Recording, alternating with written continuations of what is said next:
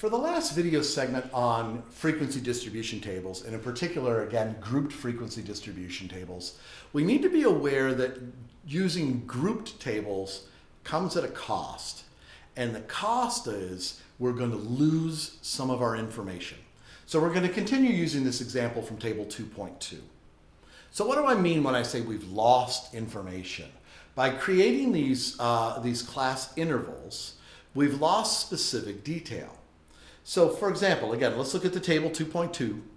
And if I asked how many people in this, we'll call it a sample, how many people in this sample had a score of 69 or less?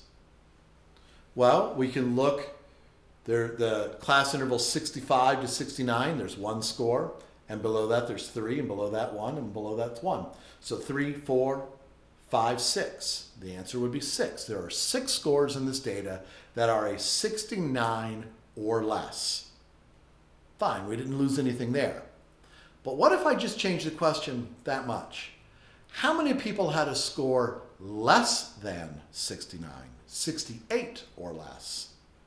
Well, if we look at that top interval, there's one score somewhere between 65 and 69. What's the value of that score? We don't know. We've lost the information. So if that one score happens to be a 65, 66, 67, or 68, we would need to count it because it's 68 or less was the question. Less than 69.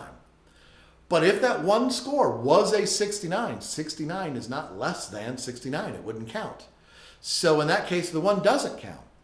And we don't know what that score is. We have lost it. It could be anything 65 through 69.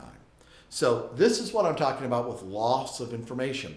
So when we're asking how many people got this score or less, or how many people got this score or more, how many people got between this score and that score, sometimes we can answer those questions with these tables.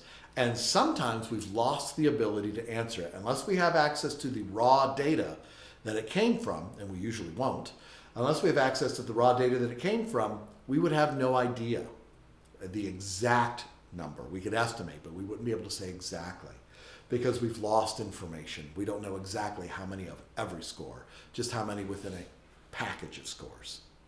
So we just didn't, I didn't have the time left in the previous clip to address that point, but make sure you pay very careful attention to those differences in wording. How many people had a score of 69 or less? How many people had a score less than 69?